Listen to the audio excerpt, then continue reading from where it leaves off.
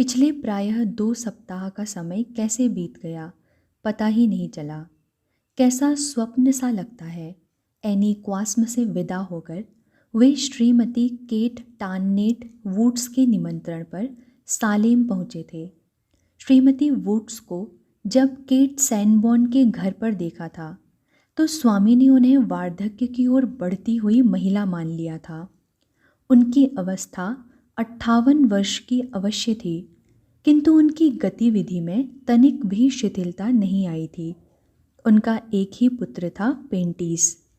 इन दिनों वह डॉक्टरी पढ़ रहा था।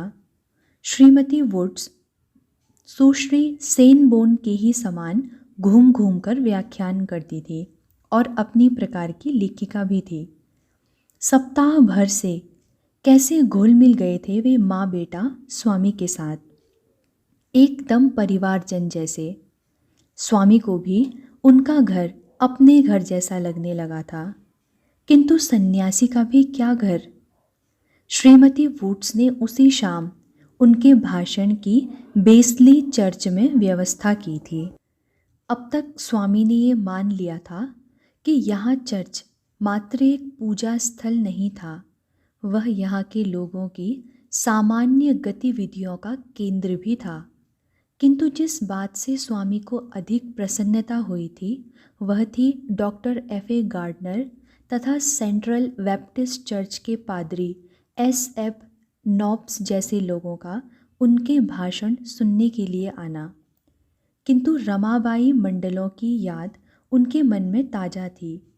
फिर भी वे चाहते थे कि उन लोगों के संबंधों में कोई कड़वाहट ना आए। उन्होंने जानबूझकर अपने भाषण का विषय भारत का धर्म नहीं चुना था। वे भारत की सामाजिक और आर्थिक स्थिति की चर्चा कर रहे थे। उन्होंने भारत की निर्धनता की विशद चर्चा की थी और बताया था कि भारत के करोड़ों लोगों की औसत आय 50 सेंट मासिक से भी कम थी। कहीं कहीं तो पूरे के पूरे जिले के लोग एक विशेष प्रकार के वृक्ष में लगने वाले फूलों को उबालकर खाते हुए महीनों और कभी कभी वर्षों बिता देते थे। दूसरे जिले में केवल पुरुष ही भात खा पाते थे। स्त्रियों और बच्चों को माण से ही संतुष्ट करना पड़ता था। किसी कारण किसी वर्ष धान की फसल कम हो तो उसका अर्थ था अकाल।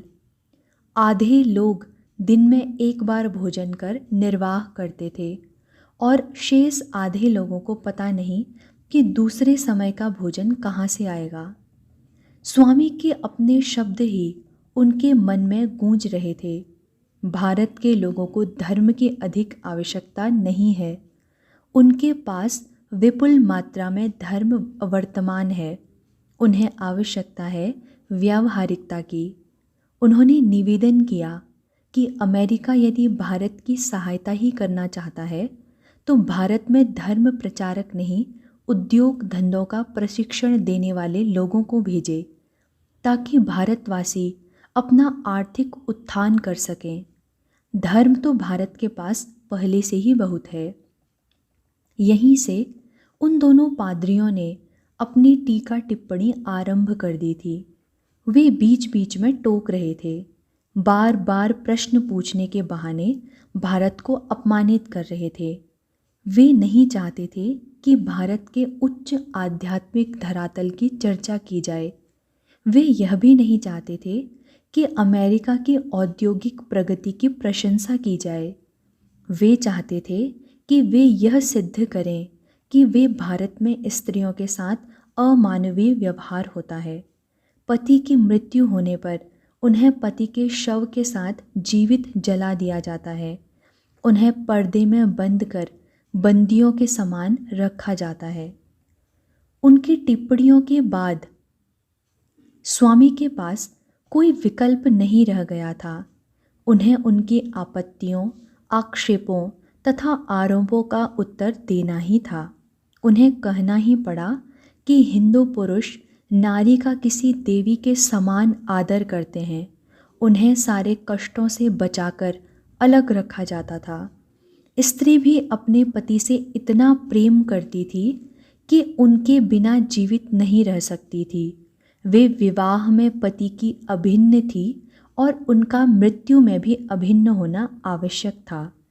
जिसे ऐसा लगता था वही स्त्री पति के साथ चितारोहण करती थी। अन्यथा भारत में लाखों की संख्या में विधवाएं जीवित थी।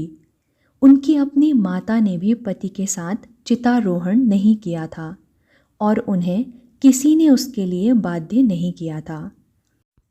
उन पादरियों का इस बात पर भी बल था कि हिंदू इतने अंधविश्वासी थे कि वे स्वयं को जगन्नाथ के रथ के सम्मुख फेंक देते थे और इस प्रकार आत्महत्या कर लेते थे। स्वामी ने उन्हें बताया कि इसके लिए सामान्य हिंदुओं या हिंदू धर्म को दोष देना उचित नहीं है। यह काम तो कुछ धर्मोन्मादी लोगों का था।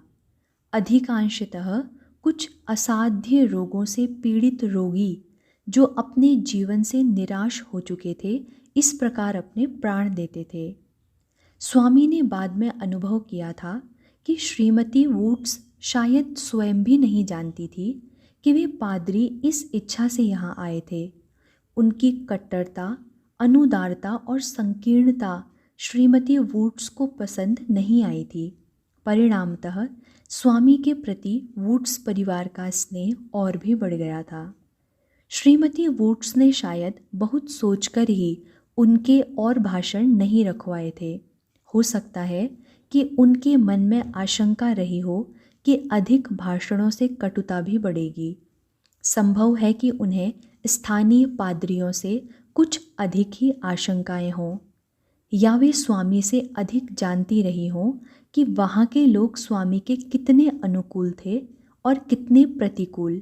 स्वामी के लिए तो यह तनिक भी महत्वपूर्ण नहीं था। वे किसी से झगड़ा करने नहीं आए थे, किंतु किसी को प्रसन्न करने के लिए ना तो वे असत्य को स्वीकार कर सकते थे, न मिथ्या भाषण कर सकते थे और न ही अपने धर्म अथवा देश पर लगाए गए झूठे आरोपों को स्वीकार कर सकते थे। इस बीच स्वामी के पास बहुत सारा समय था। वे घूम सकते थे, लोगों से मिल सकते थे, अध्ययन कर सकते थे, ध्यान और मनन कर सकते थे। यद्यपि सब कुछ ईश्वर पर छोड़कर स्वामी निश्चिंत से दिखाई पड़ते थे, किंतु उनका ध्यान बार बार धर्म संसद की ओर भी जाता था।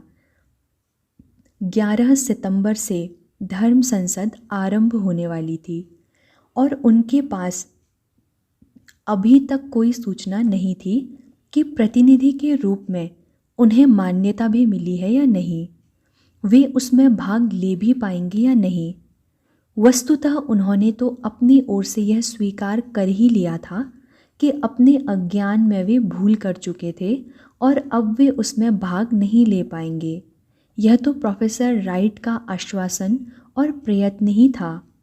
किसने उनके मन में फिर से एक आकांक्षा जगा दी थी। अंततः उन्होंने प्रोफेसर राइट को एक संक्षिप्त पत्र लिखा। सालेम, 30 अगस्त 1893। प्रिय अध्यापक जी, आज मैं यहाँ से चला जाऊँगा। आशा है कि आपको शिकागो से कोई सूचना आई होगी। श्री सैनबोर्न का निमंत्रण मुझे सभी निर्देशों के साथ मिल गया है, इसीलिए मैं सोमवार को सैराटोगा जाऊँगा। आपकी पत्नी के लिए शुभकामनाएं और ऑस्टिन एवं अन्य बच्चों के लिए प्यार। वास्तव में आप एक महात्मा हैं और श्रीमती राइट तो अद्वितीय हैं। सस्नेह आपका, विवेकानंद। उनकी इच्छा 30 अगस्त को ही सालेम से चले जाने की थी, पर संध्या समय श्रीमती वुड्स ने बहुत स्पष्ट शब्दों में उनसे कह दिया कि फ्रैंकलिन सैनबोर्न के निमंत्रण के अनुसार वे सोमवार को ही सालेम छोड़े, तब तक वहीं रहें। उन्होंने रविवार को ईस्ट चर्च में उनके एक और भाषण का आयोजन किया था, ताकि सूचनाओं का आदान प्रदान तो हो, ज्ञान की वृद्धि तो हो, किंतु कटुता तथा विरोध का न प्रदर्शन हो न प्रसार। सचमुच ही ईस्ट चर्च के पादरी का सारा दृष्टिकोण तथा व्यवहार पूर्णतः मैत्रीपूर्ण था। न विरोध था, न ही परायापन। स्वामी ने बड़ी आत्मीयता से उन्हें अपने देश, अपने धर्म तथा अपने लोगों के विषय में बताया था। रविवार के उस भाषण से पहले ही प्रोफेसर राइट के पत्र के साथ कुछ परिचय पत्र मिले, जो शिकागो में धर्म संसद के विभिन्न अधिकारियों के नाम थे, जिनमें स्वामी के गुणों और योग्यता की मुक्त कंठ से प्रशंसा की गई थी।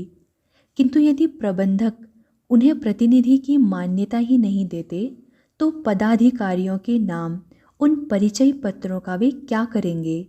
जाने प्रोफेसर राइट क्या कर रहे थे, पर तभी शिकागो से उन्हें थैलेस महोदय का पत्र मिल गया था, जिसमें उन्हें प्रतिनिधि के रूप में मान्यता प्रदान किए जाने की सूचना थी। स्वामी का हृदय एक अद्भुत आह्लाद से भर उठा था। ईश्वर की योजना भी अद्भुत थी। स्वामी का मन अपने ईश्वर के प्रति स्नेह और कृतज्ञता से भर उठा था। यदि वे शिकागो में रुककर ही प्रयत्न करते रहते, तो उन्हें धर्म संसद में भाग लेने का अवसर कभी न मिलता। ईश्वर ने उन्हें निराशा की स्थिति में बॉस्टन भेजा, केट सैनबोर्न से भेंट करवाई, उसके माध्यम से फ्रैंकलिन बेंजामिन सैनबोर्न और उसके माध्यम से प्रोफेसर राइट तक पहुंचाया, जिनके खटखटाने से धर्म संसद के बंद द्वार स्वामी के लिए खुल गए। स्वामी का मन कैसा तो विह्वल हो उठा। अपनी इस कृतज्ञता को वे कैसे प्रकट करें? ईश्वर सर्वव्यापी है, अंतर्यामी है, वह सब कुछ जानता है।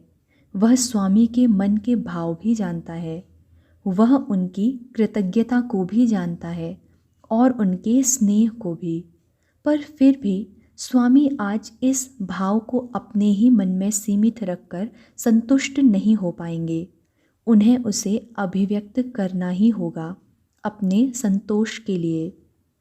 स्वामी कागज़ और कलम लेकर बैठ गए। भाव जैसे अपने आप उमड़ रहे थे।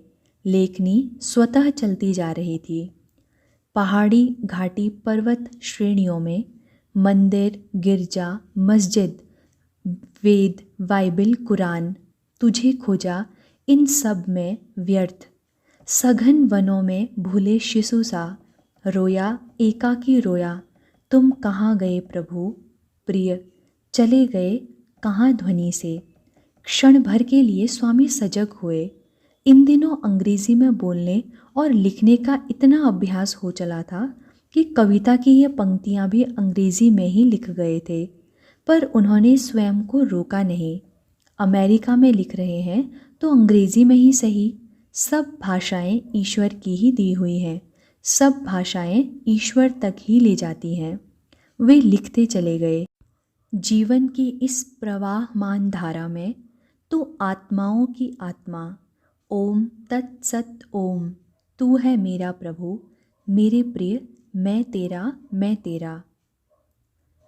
रविवार की शाम को स्वामी को कहीं बाहर नहीं जाना था।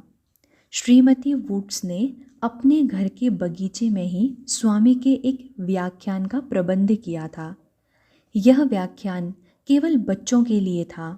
स्वामी ने इस विषय में जितना सोचा, वे श्रीमती वुड्स की समझदारी तथा उनकी प्रबंध पटुता पर मुग्ध होते गए। सालेम में स्वामी के पहले भाषण के दौरान पादरियों ने अपने व्यवहार से जो कटुता उत्पन्न कर दी थी, उसे धो डालने के लिए श्रीमती वुड्स कितना प्रयत्न कर रही थी। जब तक उस विषय में वे पूर्णतः आश्वस्त नहीं हो गई, तब तक उन्होंने न स्वामी को कहीं और जाने दिया और न उनका कोई व्याख्यान ही होने दिया। प्रातः ईस्ट चर्च के व्याख्यान के समय चर्च के पादरी ने अपने व्यवहार से जैसे अन्य पादरियों के व्यवहार का प्रायश्चित किया था, और अब संध्या समय केवल बच्चों के सामने भाषण। इससे अधिक सुखद स्थिति और क्या होगी कि जो बातें वे प्रोफेसर राइट के घर में ऑस्टिन और एलिजाबेथ को सुनाते थे, जो कुछ वे श्रीमती वुड्स के पुत्र से कहते रहते थे, उन्हीं बातों को वे बच्चों के एक बड़े समूह के सम्मुख कह सकेंगे। बच्चों के सम्मुख बोलते हुए उन्हें लगा कि वे अपने शैशव, बाल्यावस्था और किशोरावस्था को जैसे एक साथ पुनः जी रहे हैं। जो खेल वे खेलते थे, जिन पर्व त्योहारों को वे मानते थे, जिन स्कूलों में वे पढ़ते थे, जो उनकी रुचियां थी, जो उनके शौक थे और जो उनकी जीवन पद्धति थी, उन सब की ही तो चर्चा उन्हें करनी थी। बच्चों ने बहुत ध्यान से उनकी बातें सुनी थी, जैसे वे स्वामी का व्याख्यान न सुन रहे हों, किसी परलोक की कोई रोचक कथा सुन रहे हों। स्वामी ने अपने गुरुओं के विषय में भी उन्हें बताया। अपने गुरु के प्रत्येक किसी भारतीय शिष्य की क्या भावना हो सकती है। स्वामी की कल्पना में श्री राम कृष्ण देव की मूर्ति थी और वे गुरु के गुण बखानते जा रहे थे। तभी एक छोटी बच्ची ने उन्हें टोका, कितने सौभाग्यशाली हैं आपके देश के बच्चे जिन्हें ऐसे गुरु मिलते हैं। मेरी तो एक टीचर ने मुझे इतना मारा कि मेरी एक उंगली तोड़ ही दी। उसने पट्टी बंधी हुई अपनी उंगली स्वामी को दिखाई। स्वामी की आंखों के सम्मुख अपने स्कूल के दृश्य घूम आए, जब उनके एक अध्यापक ने उन्हें बेतहाशा पीटने के बाद उन्हें उनके कानों से पकड़कर उठा लिया था और उनके कानों से खून बहने लगा था। स्वामी ने बच्ची के सिर पर स्नेह से हाथ फेरा। कभी कभी हमारे यहाँ भी ऐसी दुर्घटनाएं हो जाती थी, स्वामी बोले, और फिर विस्तार से अपने पीटे जाने और घायल होने की घटना सुनाकर कहा, किंतु तब से किसी भी बच्चे को शारीरिक दंड देने की मनाही हो गई। मैंने कष्ट पाया तो उससे अनेक बच्चों को लाभ हुआ। वैसे ही मेरी बच्ची, तुम्हारी इस कष्ट का फल अनेक बच्चे पाएंगे। तुम्हारी यह चोट उनकी रक्षा करेगी। तुम्हारी टीचर अब किसी बच्चे को नहीं पीटेगी और इस शुभ काम के पुण्य की भागी तुम होंगी। सोमवार को स्वामी सालेम से विदा हुए। वुड्स परिवार का स्नेह अब तक बहुत स्पष्ट था। श्रीमती वुड्स काफ़ी भावुक हो उठी थी और उनका पुत्र पेंटीज तो स्वामी को जाने ही नहीं देना चाहता था। उसे यही समझाना कठिन था कि स्वामी का साराटोगा स्प्रिंग्स जाना क्यों आवश्यक है। तो उसे यह कैसे समझाया जा सकता था कि हिंदू सन्यासी को किसी एक स्थान पर अधिक समय तक रहने की अनुमति नहीं है। किसी प्रकार उसे मना लिया गया कि स्वामी को आवश्यक काम से साराटोगा जाना है, वह उन्हें जाने दे। स्वामी उनसे विदा नहीं हो रहे हैं, वे अपना काम निपटाकर फिर वहीं लौट आएंगे और तब उनसे विदा लेंगे। तो फिर अपना सामान लेकर क्यों जा रहे हैं? पेंटीस ने उलाहना दिया। स्वामी उस किशोर के निस्वार्थ स्नेह पर मुग्ध हो उठे। उसका तर्क भी पर्याप्त सार्थक था। उन्होंने तत्काल अपना सामान, एक ट्रंक और एक कंबल वहीं छोड़ दिया। लो, अपना सामान यहीं छोड़कर जा रहा हूँ। तुमसे मिलने भी आऊँगा और अपना सामान लेने भी। अब तो प्रसन्न हो। अपना यह हथियार लेकर क्यों जा रहे हो? उसने स्वामी के दंड की ओर संकेत किया। लो, यह हथियार भी तुम ही रखो। स्वामी ने हंसकर वह दंड भी उसे पकड़ा दिया। वैसे भी इसे लेकर कहीं जाता हूँ तो प्रत्येक व्यक्ति मुझे विचित्र दृष्टि से देखता है। उसे मैं अपरिचित और पराया लगता हूँ। उनका सामान रखवाकर पेंटीस संतुष्ट हो गया। स्वामी एक छोटी सी संदूकची में कुछ कपड़े और कुछ आवश्यक चीज़ें लेकर चले। श्रीमती वुड्स उनके साथ कुछ और दूर तक आई। आपने अपना सामान यहीं छोड़ दिया है, आपको असुविधा नहीं होगी स्वामी? इस सामान के साथ यात्रा सुविधाजनक नहीं है श्रीमती वुड्स, स्वामी ने प्रसन्न मुद्रा में कहा। पेंट्रीज के रूप में भगवान ने स्वयं आकर मेरा बोझ मेरे सिर से उतरवा लिया है। मैं निश्चिंत होकर यात्रा कर सकूंगा। मैं तो एक झोले को कंधे पर टांग कर ही यात्रा करने का अभ्यस्त हूँ। स्वामी ने करवट बदली। वे क्या जानते थे कि उनसे डॉक्टर बेरोज का पता खो जाएगा और उन्हें न सोने का स्थान मिलेगा न बिस्तर। पर फिर वे स्वयं पर ही हंस पड़े। वे कैसे कह सकते हैं कि उन्हें स्थान मिला न बिस्तर? जिसने वह स्थान दिया है उसने बिस्तर भी तो दिया ही है। फ्रैंकलिन बेंजामिन सैनबोर्न के विषय में केट सैनबोर्न ने बताया था कि वह व्यवसाय से लेखक और पत्रकार था और प्रकृति से समाज सुधारक। उसके परिचय में यह भी बताया गया था कि वह अमेरिकी समाज शास्त्र परिषद का सचिव था और उसी अधिकार से उसने उन्हें साराटोगा स्प्रिंग्स में होने वाले अपने सम्मेलन में भाषण देने के लिए आमंत्रित किया था। किंतु उसका विस्तृत परिचय तो उन्हें साराटोगा पहुंचकर ही मिला। वह अपनी बहन केट सैनबोर्न से कहीं अधिक गंभीर तथा अध्ययनशील प्राणी था। दार्शनिक और आध्यात्मिक विषयों में उसकी पर्याप्त रुचि थी। उसने कॉनकॉर्ड स्कूल ऑफ फिलॉसफी की स्थापना की थी और उसके विचार अनुभवातीत आंदोलन के प्रभाव में निर्मित हुए थे। वह मैसाचुसे के बोर्ड ऑफ चैरिटीज़ का सचिव था और छोटी बड़ी अनेक संस्थाओं के संस्थापकों में से एक था। अमेरिकी समाज शास्त्रीय परिषद भी उन सारी संस्थाओं से सर्वथा एक भिन्न संस्था थी जिनके संपर्क में अब एक स्वामी आए थे। वह चर्च के पादरियों, महिला क्लबों अथवा जन संगठनों से भिन्न अमेरिका के गंभीर विद्वानों की संस्था थी और उसकी प्रकृति सर्वथा इहलौकिक थी। और सबसे बड़ी बात यह थी कि यहाँ स्वामी का भाषण सुनने वाले लोग एक एकत्रित जनसमूह नहीं था, वह अपने अपने क्षेत्र के विद्वानों का सम्मेलन था जिसमें अनेक वक्ताओं में से स्वामी भी एक थे। फ्रैंकलिन ने बहुत स्पष्ट रूप से स्वामी से कह दिया था कि वैसे तो वे अपना विषय चुनने को स्वतंत्र थे, किंतु उन्हें यह ध्यान रखना चाहिए कि यह धार्मिक या आध्यात्मिक मंच नहीं था, यह समाज शास्त्रीय मंच था, अतः वहाँ लौकिक विषयों की चर्चा ही अनुकूल पड़ेगी। स्वामी तो फ्रैंकलिन का निमंत्रण पाकर सहज ही साराटोगा चले आए थे। तब उनका ध्यान इस ओर नहीं गया था, किंतु अब वे देख रहे थे कि अमेरिका के चुने हुए विद्वानों के बीच इस प्रकार एक अनजाने हिंदू सन्यासी को बुलाकर इस महत्वपूर्ण सभा में उनके भाषण की व्यवस्था करना इस बात का स्पष्ट प्रमाण था कि फ्रैंकलिन उन्हें किस दृष्टि से देखता है।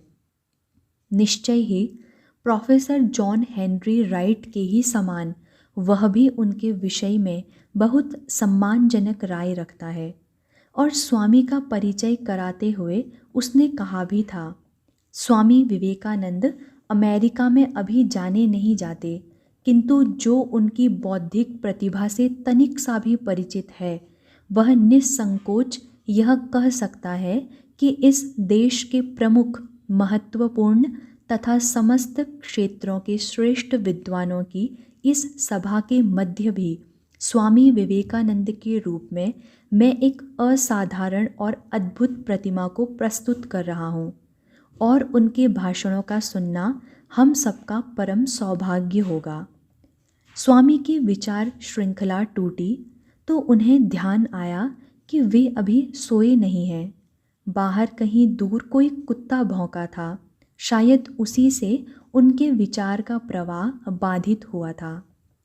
7 सितंबर 1893 को स्वामी साराटोगा के बोर्डिंग हाउस में थे। किसी ने उनके कक्ष का कपाट खटखटाया। स्वामी के कपाट खोले। फ्रैंकलिन उनके सामने खड़ा था। तुम्हारे लिए एक अच्छा समाचार लाया हूँ स्वामी, उसने कहा। स्वामी ने जिज्ञासा से उसकी ओर देखा। केट ने समाचार भेजा है कि तुम्हारे किसी शिष्य पेरूमल अलासिंगा और महाराज अजीत सिंह ने भारत से तुम्हारे लिए कुछ रुपए भिजवाए हैं। तुम्हें खोजते खोजते वे विभिन्न स्थानों से घूम फिरकर केट के पास पहुँचे हैं। उन्होंने गुरु के प्रति अपना शिष्य धर्म निभाया, किंतु किंतु क्या? शायद अब मुझे उसकी आवश्यकता नहीं है। तुम भी विचित्र आदमी हो स्वामी, तुम्हें धन प्राप्ति से भी प्रसन्नता नहीं होती? स्वामी मुस्कुराए, मेरा तो धन ही कोई और है। फ्रैंकलिन उन्हें विदा करने के लिए स्टेशन तक आया था। वह अब पहले से कहीं अधिक विनीत और आत्मीय हो गया था। स्वामी जी, वह चलते चलते बोला, यह हमारा सौभाग्य था कि हमें आप जैसा विद्वान वक्ता मिल गया। मुझे विश्वास है कि आपसे मेरा संबंध बना रहेगा और हम आपके ज्ञान का भविष्य में भी लाभ उठा सकेंगे। स्वामी ने बड़ी ममता से उसके कंधे पर हाथ रखा। सौभाग्य तो मेरा है कि मुझे इस पराये देश में भी तुम जैसा मित्र मिल गया। यह आपकी सदाशयता है, मैंने तो बस अपना स्वार्थ ही साधा है, वह धीरे से बोला। अच्छा, अब आप गाड़ी में बैठिए, समय हो रहा है। उसने अपने झोले में से निकालकर 2 समाचार पत्र उनकी ओर बढ़ा दिए। ये डेली सेराटोगियन के 2 अंक हैं, उनमें हमारे सम्मेलन का विवरण छिपा है, गाड़ी में देख लीजिएगा। गाड़ी के चलने और चारों ओर की हलचल के शांत होने तक वे समाचार पत्रों को भूले ही रहे। उधर ध्यान गया तो उन्होंने समाचार पत्र निकाले। हाँ, विवरण छपा था। किसी ने लाल रोशनाई से उन्हें चिन्हित भी कर दिया था, शायद फ्रैंकलिन ने ही। संध्या का सत्र 8 बजे आरंभ हुआ।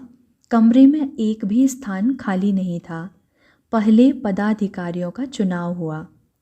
न्यूयॉर्क के श्री ऑस्कर एस स्ट्रॉस ने तुर्की तथा सभ्यता पर एक निबंध पढ़ा, जिसमें उन्होंने बलपूर्वक इस बात का खंडन किया कि तुर्की एक असभ्य देश है। उसके पश्चात भारत में मद्रास नगर के एक सन्यासी स्वामी विवेकानंद मंच पर आए, जो भारत भर में घूमकर प्रचार करते रहे हैं। उनकी समाज शास्त्र में बहुत रुचि है तथा वे एक अत्यंत प्रभावशाली तथा रोचक वक्ता हैं। उन्होंने भारत में मुस्लिम शासन पर व्याख्यान दिया। आज फिर विवेकानंद भारत में चांदी के उपयोग पर भाषण करेंगे। अगला चिन्हित शीर्षक था स्थानीय समाचार। भारत से आने वाले एक सुशिक्षित हिंदू स्वामी विवेकानंद इस सप्ताह अमेरिकी समाजशास्त्री सम्मेलन में भाग ले रहे हैं।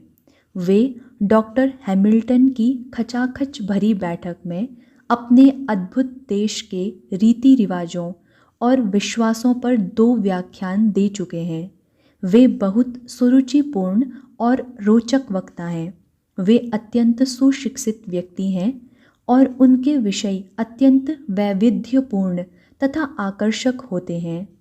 अपनी प्राच्य वेशभूषा में वे अत्यंत भव्य लगते हैं।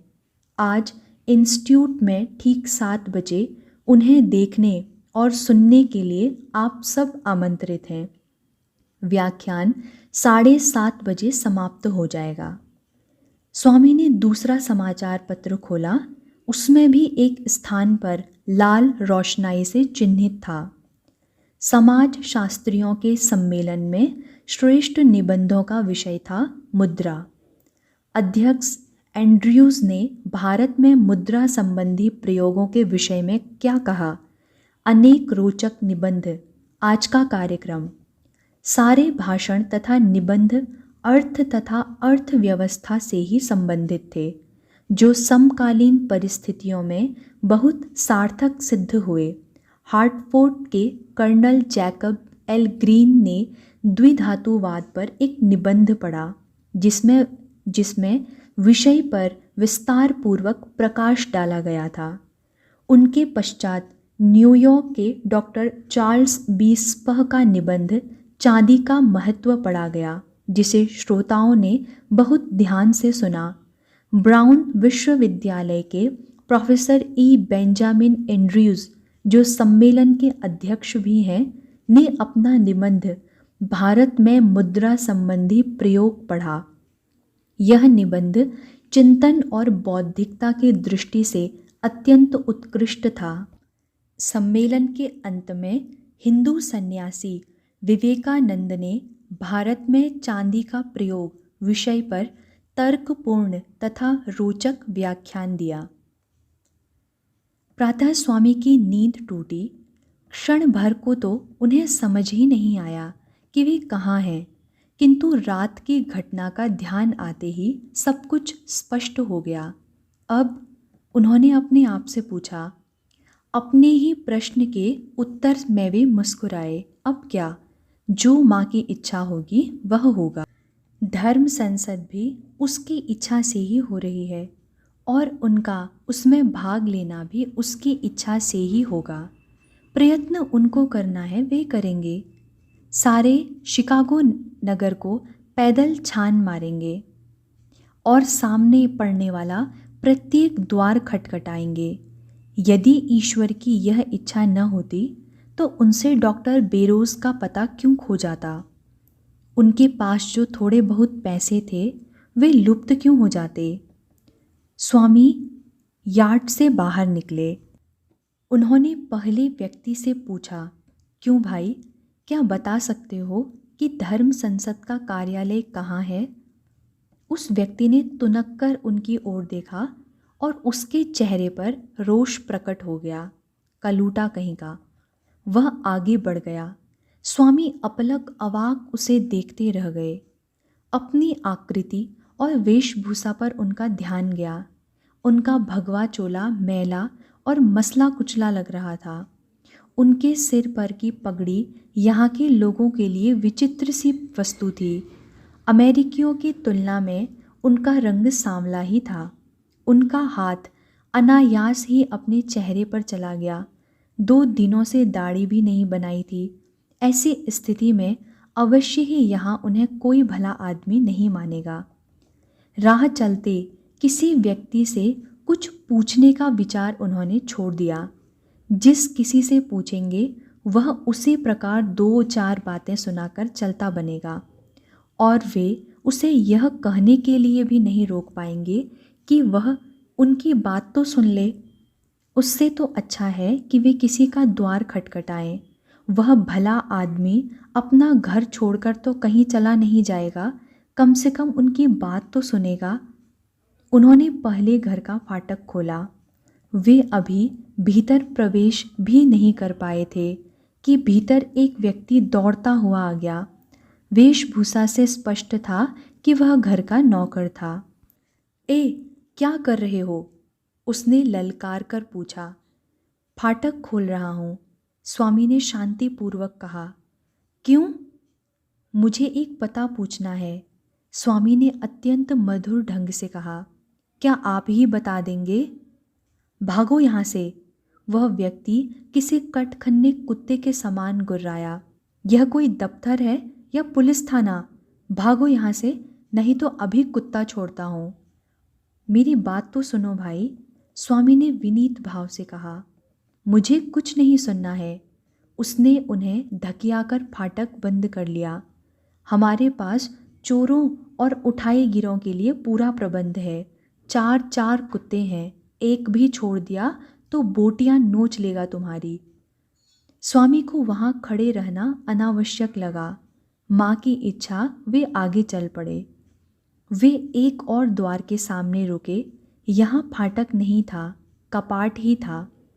उन्होंने कपाट थपथपाए। थोड़ी सी प्रतीक्षा के पश्चात कपाट खुले। कपाट खोलने वाली एक सौम्य सी महिला थी। स्वामी कुछ कहते उससे पहले ही उस महिला की आंखें भय से फटी फटी सी हो गई। उसने एक चीख मारी और कपाट खुले छोड़कर ही भीतर भाग गई। वहाँ खड़े रहने का कोई लाभ नहीं था। संभव है कि वह डरी हुई महिला घर के भीतर से कुछ क्रुद्ध पुरुषों के साथ लौटे। जैसी स्थिति है उसमें कोई उनकी बात नहीं सुनेगा। संभव है कि वे लोग मान लें कि उन्होंने उस महिला से कुछ अभद्र व्यवहार किया है। बात बढ़ जाएगी तो झंझट भी बढ़ जाएगा और उन्हें तो आज डॉक्टर बेरोज के कार्यालय में पहुंचना ही है। स्वामी चल पड़े। समझ गए कि माँ की इच्छा नहीं है कि उन्हें यहाँ से कोई सहायता मिले, तो फिर उसकी इच्छा के विरुद्ध तो कुछ नहीं हो सकता। वे कुछ दूर चले गए। सहसा वे रुके और सामने जो द्वार दिखाई दिया उसे ही खटखटा दिया। अब तक उन्हें लगने लगा था कि वे काफ़ी भूखे हैं और थक भी चुके हैं। यदि उन्हें डॉक्टर बेरोज के कार्यालय का पता नहीं मिलता तो उन्हें भिक्षा तो मिलनी ही चाहिए। इस बार कपाट खोलने वाला व्यक्ति हृष्ट पुष्ट किंतु अधेड़ वय का पुरुष था। क्या है? उसके शब्दों में जिज्ञासा नहीं, ताड़ना थी। क्या समझकर तुमने द्वार खटखटाया? तुम्हारे बाप की जागीर है कि जहाँ मर्जी घुस गए और जो दरवाज़ा सामने आया उसे पीट दिया? सुनिए, मैं स्वामी ने कहना चाहा। सुनना क्या है? वह अशिष्ट ढंग से बोला। मैं तो पुलिस को भी नहीं बुलाता हूँ। तुम जैसे बहरूपिये उठाई गिरों का इलाज मैं स्वयं ही कर लेता हूँ। जब 2-4 हड्डियाँ टूट जाएंगी तो तुम स्वयं ही पुलिस के पास जाओगे। उसने अपने बड़े बड़े गंदे दांत दिखाए। अब तुम चलते हो या दूं एक घूंसा? स्वामी चल पड़े। देश तो यह भी जगदम्बा का ही है, किंतु भारत से भिन्न भूमि है। स्वामी सोच रहे थे। भारत निर्धन है, किंतु वहाँ सामान्य परिस्थितियों में कोई व्यक्ति भूखा नहीं मरेगा। कोई साधारण गृहस्थ भी उसे एक मुट्ठी अन्न दे ही देगा। अमेरिका एक धनाढ्य देश है, किंतु यहाँ दान की परंपरा नहीं है। भूखे के प्रति सहानुभूति नहीं है। सन्यासी के प्रति सम्मान नहीं है। पर स्वामी क्या कर सकते हैं? वे तो भिक्षा पर ही आश्रित रह सकते हैं। माँ की इच्छा होगी तो भिक्षा आएगी, उसकी इच्छा नहीं होगी तो नहीं आएगी। फिर जो हो सो हो। स्वामी चलते जा रहे थे।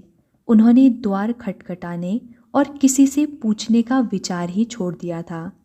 अब तो वे वह ही खाएंगे जो माँ भेजेगी, उधर ही जाएंगे जिधर माँ ले जाएगी, और उसी सूचना पर निर्भर रहेंगे जो माँ स्वयं भेजेगी। स्वामी के पग चलते जा रहे थे। वे कहाँ जा रहे थे वे नहीं जानते थे। किधर मुड़ रहे थे उन्हें मालूम नहीं था। वे कहाँ कहाँ से गुजरे उन्होंने देखा ही नहीं। इतना तो अनुभव उन्हें हो रहा था कि वे भूखे हैं, थके हुए हैं। उनके लिए चलना कठिन हो रहा था, पर वे चलते जा रहे थे। अंततः वे रुके। अब विश्राम किए बिना और चलना कठिन था, तो उन्हें रुक ही जाना चाहिए। पग थम गए, किंतु बैठने का स्थान ही कहाँ है। उन्होंने इधर उधर दृष्टि घुमाई। सड़क के किनारे लगा पत्थर ही एक ऐसा स्थान था जिस पर आने जाने वालों के लिए बाधा बने बिना बैठा जा सकता था। स्वामी आगे बढ़े और एक पत्थर पर बैठ गए। वे क्रमशः अंतर्मुखी होते जा रहे थे। एक बार उनकी इच्छा हुई भी कि व्यर्थ प्रतीक्षा में यूं ही बैठे रहने से अच्छा है ध्यान करने का प्रयत्न करें। पर फिर लगा कि जिसे वे आत्मलीनता मानकर ध्यान करने की सोच रहे हैं, कहीं वह मात्र नींद का झोंका ही तो नहीं। रात शायद वे ठीक से सो न पाए हों। तभी सड़क पार के सामने के मकान का द्वार खुलने का खटका हुआ। स्वामी का ध्यान उधर ही चला गया। साथ ही एक आशंका भी जागी। संभव है कि वह व्यक्ति उन्हें यहाँ निठल्ला बैठा देखकर रुष्ट हो जाए। यह भी संभव है कि उसने किसी खिड़की से उन्हें देख ही लिया हो, उनको भगाने के लिए ही आ रहा हो। अब तक तो उनके साथ ऐसा ही व्यवहार हुआ है। भारत में ऐसा नहीं होता। वहाँ सबे भूमि गोपाल की है, कोई कहीं भी बैठ जाता है। सड़क के किनारे पेड़ की छाया में कुएं की जगत पर, किंतु यह अमेरिका है। यहाँ मकान के सामने की सड़क को भी लोग अपनी ही संपत्ति मान लेते हैं। कपाट खुले और उसके पीछे से एक महिला प्रकट हुई। स्वामी ने देखा वह घर की नौकरानी नहीं थी, स्वामिनी हो सकती थी। चेहरा सौम्य और दयालु था। वेशभूषा संपन्न तथा कलात्मक थी। उसकी अवस्था 45 से 50 वर्षों के मध्य होगी। वह सीढ़ियाँ उतरकर घर के अहाते से बाहर निकल आई। स्वामी ने अपना ध्यान दूसरी ओर लगाया। कोई अपने काम से अपने घर से निकलकर कहीं भी जा सकता है। आवश्यक तो नहीं कि शिकागो का प्रत्येक व्यक्ति स्वामी के ही पीछे पड़ा हो, किंतु वह महिला तो सीधी स्वामी की ओर ही आ रही थी। वह आकर उनके सम्मुख खड़ी हो गई। स्वामी ने दृष्टि उठाकर उसकी ओर देखा, किंतु उस चेहरे पर न रुक्षता थी, न कठोरता और न ही विरोध। वह अत्यंत मैत्रीपूर्ण ढंग से मुस्कुरा रही थी। महाशय, क्या आप धर्म संसद में भाग लेने के लिए आए कोई प्रतिनिधि हैं? स्वामी के मन की सारी आशंकाएं लुप्त हो गईं। लगा कोई और महिला नहीं, स्वयं माँ काली ही आ खड़ी हुई है। यह तो माँ की लीला है, स्वयं छिप जाती हैं और बालक को भटकने के लिए छोड़ देती हैं, किंतु उसकी ओर से उदासीन तो नहीं होती। जैसे ही देखती हैं कि बालक कुछ व्याकुल हो गया है, तत्काल प्रकट होकर उसकी बाँह थाम लेती हैं। धन्य हो माँ। स्वामी ने आंखें मूंद कर हाथ जोड़ नमस्कार किया। वह महिला कुछ समझ नहीं पाई। उसने पुनः पूछा, क्या आप धर्म संसद के लिए आए प्रतिनिधि हैं महाशय? स्वामी की इच्छा हुई कि माँ के चरण थाम कर कहें, सब कुछ जानते हुए भी इस प्रकार क्रीड़ा कर रही हो माँ। पर जब माँ स्वयं को प्रकट करना नहीं चाहती तो वे क्यों उसका आग्रह करें? उन्होंने सिर हिलाकर स्वीकृति दे दी। हाँ माँ, किंतु इस समय बड़ी कठिनाई में हूँ। तो यहाँ इस प्रकार क्यों बैठे हैं? बैठा कहाँ हूँ, ईश्वर ने बैठा दिया है। इसका क्या अर्थ हुआ? महिला मुस्कुराई। कल रात शिकागो पहुँचा हूँ, पर मुझसे वह पता खो गया है जहाँ मुझे स्वयं को प्रस्तुत करना है। महिला जैसे हतप्रभ हो गई। तो यहाँ बैठे क्या कर रहे हैं? स्वामी मुस्कुराए। प्रभु के दूत की प्रतीक्षा। एक पता संभाल कर नहीं रख सकते तो धर्म को संभाल कर कैसे रखेंगे? संभाल कर तो मैंने पिता ही रखते हैं माता। स्वामी ने कहा, मैं तो उनका अबोध शिशु हूँ। पता स्मरण नहीं है? नहीं, एकदम नहीं। लगता है ध्यान से पढ़ा ही नहीं। धर्मशास्त्र स्मरण है, एक पता स्मरण नहीं रख सके। कैसी स्मरण शक्ति है तुम्हारी? ईश्वर की लीला है माता। जो स्मरण शक्ति उसे सौंप रखी है वह संसार का कुछ भी स्मरण नहीं रखती। श्रीमती हेल ने ध्यान से उनके चेहरे को देखा। भूखे हैं और थका हुआ भी। वे मुस्कुराए। रात मालगाड़ी के उस डब्बे में अच्छी नींद नहीं आई और प्रातः से भूखे पेट 2.5 मील से अधिक चल चुका हूँ। श्रीमती हेल के चेहरे पर पहले तो कुछ आवेश झलका और फिर जैसे स्वामी की अबोधता पर मुग्ध हो गई। स्निग्ध भाव से देखकर बोली, मेरे साथ आइए। श्रीमती हेल जाने के लिए मुड़ी। स्वामी भी उठ खड़े हो। श्रीमती हेल पलटी। कोई सामान नहीं है? सन्यासी का क्या सामान माता, पर जो कुछ बोझ था वह स्टेशन पर क्लॉक रूम में डाल दिया था। पर्ची है या वह भी खो दी? स्वामी ने जेब टटोलकर पर्ची निकाली। बहुत भुलक्कड़ हूँ, किंतु यह बची रह गई है। श्रीमती हेल ने पर्ची अपने हाथ में ले ली। आओ। जाने क्यों स्टेशन पर न कोई मेरी बात समझ सका न मैं उनकी। उस क्षेत्र में प्रायः जर्मन मजदूर रहते हैं। वे न अंग्रेजी समझते हैं न बोलते हैं। स्वामी की स्थिति उस आह्लादित बालक की सी थी जिसने अपने सम्मुख छद्म रूप में आई अपनी माँ को पहचान लिया हो और मन ही मन माँ की लीला पर मुग्ध हो रहा हो। माँ जानती है कि वे भूखे हैं और अनजान बनकर कह रही हैं कि लगता है कि प्रातः से आपने कुछ खाया ही नहीं है। ड्राइंग रूम का वैभव देखकर स्वामी चकित रह गए। माँ यहाँ बैठी उनकी प्रतीक्षा कर रही थी और वे कहाँ कहाँ किस किस का द्वार खटखटा रहे थे। तो उनको फटकार पड़नी ही चाहिए थी ना। जो अपनी माँ का घर नहीं पहचानता, जो अपनी माँ का सहारा छोड़ स्वयं इधर उधर भटकने लगता है, वह अभागा नहीं तो क्या है। बैठिए। माँ ने मुस्कुराकर एक कुर्सी की ओर संकेत किया। मैं श्रीमती बेले हेल हूँ। आप? मैं विवेकानंद हूँ, एक हिंदू सन्यासी, भारत से आया हूँ। स्वामी बोले, मुझसे डॉक्टर बेरोज का पता खो गया है और जो थोड़े बहुत मेरे पास पैसे थे वे भी मेरी असावधानी से कहीं गिर गए हैं। कोई बात नहीं, वे मुस्कुराई। आप स्वच्छ होकर कुछ खा पी लें तो मैं आपको डॉक्टर बेरोज के कार्यालय तक ले चलूँगी। वे रुकी।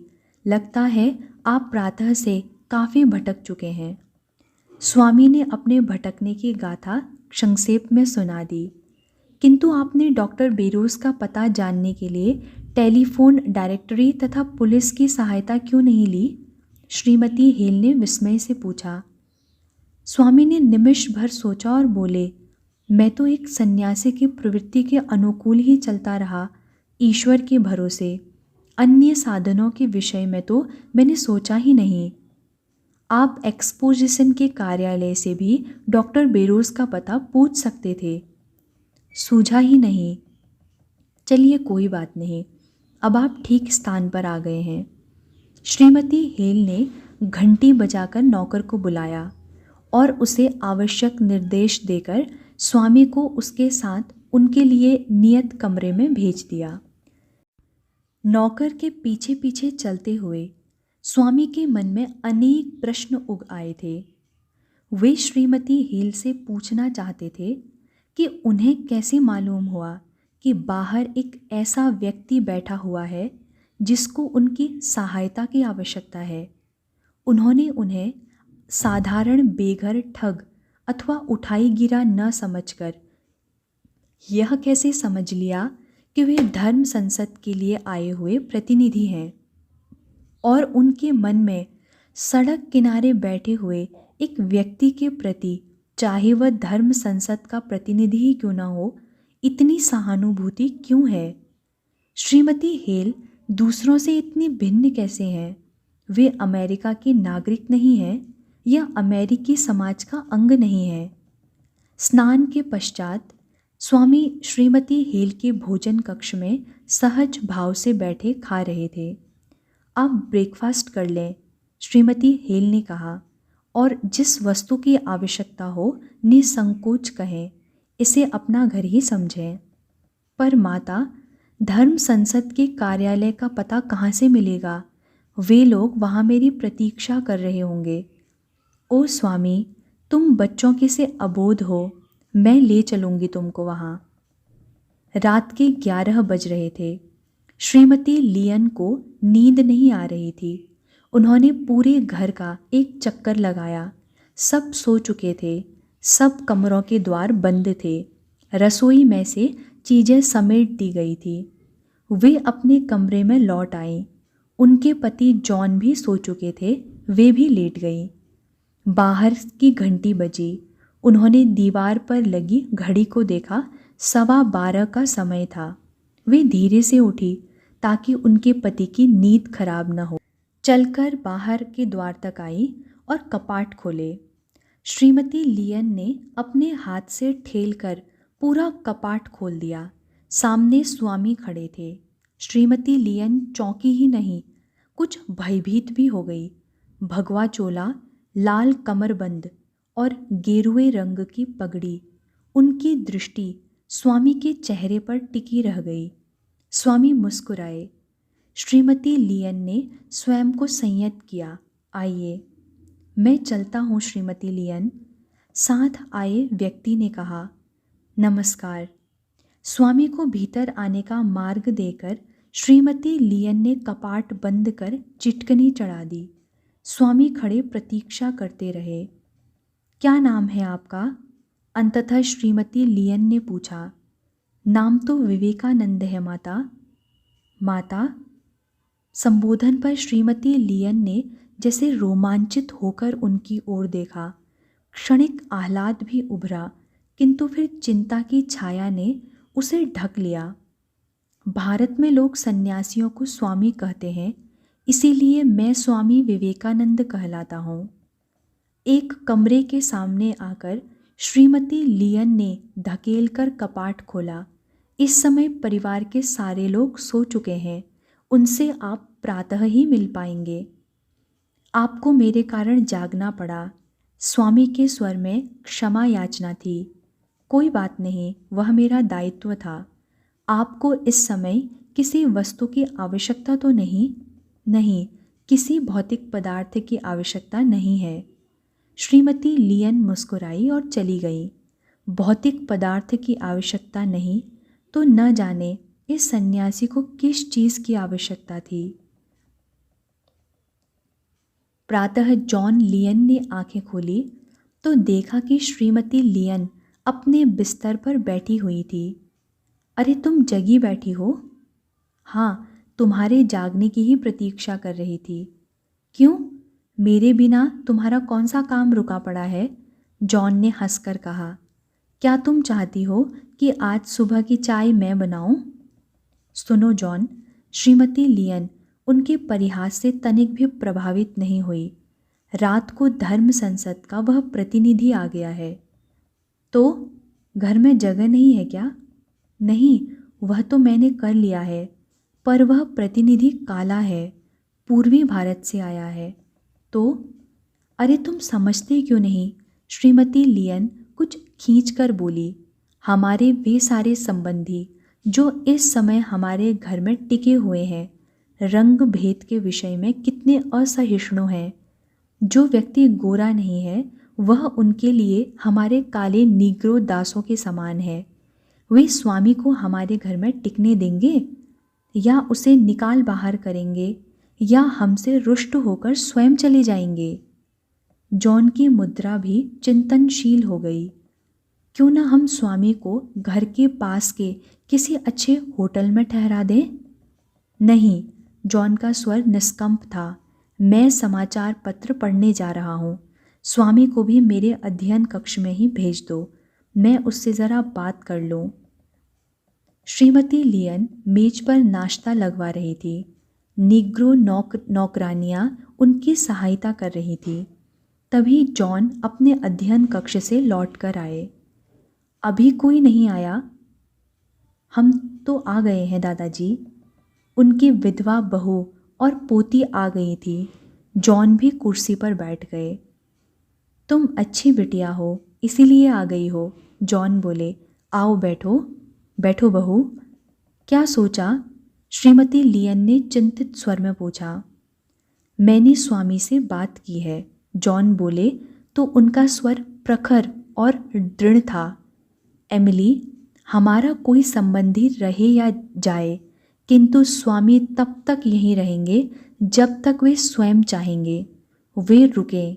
आज तक जितने लोग हमारे घर में आए हैं, यह भारतीय उन सबसे अधिक प्रभावशाली और सात्विक पुरुष है।